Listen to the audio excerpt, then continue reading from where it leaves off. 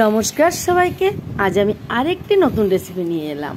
এটা কিন্তু আসলে দুর্দান্ত মজার একটা রেসিপি, আমাদের সবার খুবই প্রিয় রেসিপি। বিশেষ করে আমার কিন্তু এই রেসিপিটা কিন্তু অত্যন্ত প্রিয় রেসিপি। এটা হলো কচুরলতি। দেখলেই সবাই বুঝতে পারছো। তো কচুরলতি আমি কিভাবে রান্না করলাম, এভাবে রান্না করলে কিন্তু অসম্ভব মজার লাগে। তো আমি প্রথমে প্যানের উপর তেল দিয়ে, তেলটা গরম হয়ে গেছে, এর মধ্যে কালো জিরা ফোড়ন দিয়ে দিয়েছি।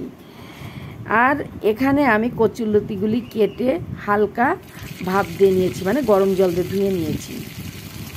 ধুয়ে এবার কচুরলতিগুলি আমি দিয়ে দিলাম। আসলে এটা খেতে অসম্ভব মজার। আমরা সবাই কিন্তু কম বেশি মানে কচুরলতিটা খেয়ে থাকি। এটা কিন্তু সবারই খুব প্রিয় রেসিপি আমার মনে হয়। তো আমি যেভাবে করলাম এভাবে করে খেয়ে দেখো, একটা সুন্দর উপায়ে রান্না করলাম আমি। এবার এই পর্যায়ের মধ্যে দিয়ে দিচ্ছি আমি একটু লবণ, স্বাদ মতো লবণ দিয়ে দিলাম। আর দিয়ে দিচ্ছি একটু হলুদের গুঁড়া। হলুদের গুঁড়া দিয়ে এবার আমি এটাকে একটু ভালো করে নাড়াচাড়া করে নেব আর কি। আর দিয়ে দিচ্ছি কয়েকটা লাল কাঁচা পাকা মরিচ। আসলে এবার আমার মরিচগুলি সবই লাল হয়ে গেছে কাঁচা মরিচের মধ্যে। আর দিয়ে দিলাম কিছু কাঁঠালের বিচি। কাঁঠালের বিচিগুলো আমি ছুলে কেটে এটাকেও একটু হালকা গরম জলে ভাপ দিয়ে তারপরের মধ্যে দিলাম। সবগুলি আমি ভাপ দিয়ে জল ঝরিয়ে রেখেছিলাম আর কি।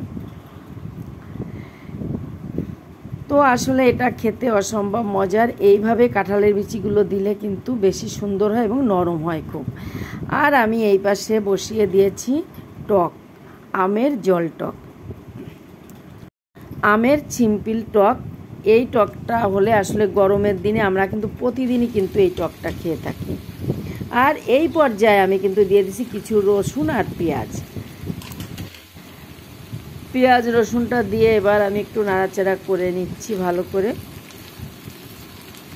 আসলে পেঁয়াজ রসুন ছাড়া আমার কাছে কিন্তু কচুরলতি বা কচু শাক এগুলি আমার কাছে বেশি ভালো লাগে না। আমি একটু পেঁয়াজ রসুনটা দিয়ে খেতেই পছন্দ করি কচুরলতিটা। তো নিরামিষভাবেও ভালো লাগে এটা এইভাবে করতে, এতটা মজার। এবং এই এখন কিন্তু জালটা কিন্তু একদম মিডিয়ামে রাখতে হবে, বেশি জোরে জালটা দেওয়া যাবে না, তাহলে পুড়ে যাবে কিন্তু ভেতর থেকে কচুরলতিটা ঠিক মতো হবে না। আর আমি এর ভিতর কিন্তু সবসময় একটা পেঁয়াজ, একটা বা দুইটা পেঁয়াজ আমি দিয়ে দিই। আজ একটা পেঁয়াজ দিয়েছি, আস্ত পেঁয়াজ। এই পেঁয়াজটা খেতে কিন্তু অসম্ভব মজার লাগে কচুরলতির সঙ্গে।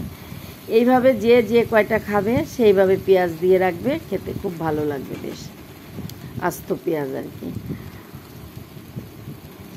আমি এইভাবে সবগুলি ভেজে নেব খুব সুন্দর করে।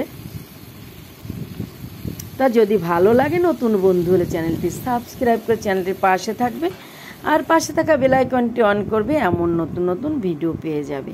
আর যারা চ্যানেলটি সাবস্ক্রাইব করেছে তাদেরকে অসংখ্য অসংখ্য ধন্যবাদ।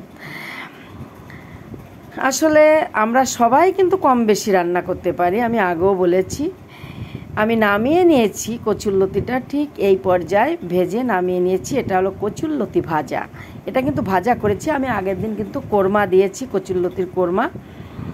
তো এভাবে কচুরলতি দিয়ে কিন্তু ভাত খাওয়া হয়ে যায়, আর কোনো তরকারি লাগে না। এমন একটা রেসিপি হলে সবাইকে ধন্যবাদ। আজ এই পর্যন্ত।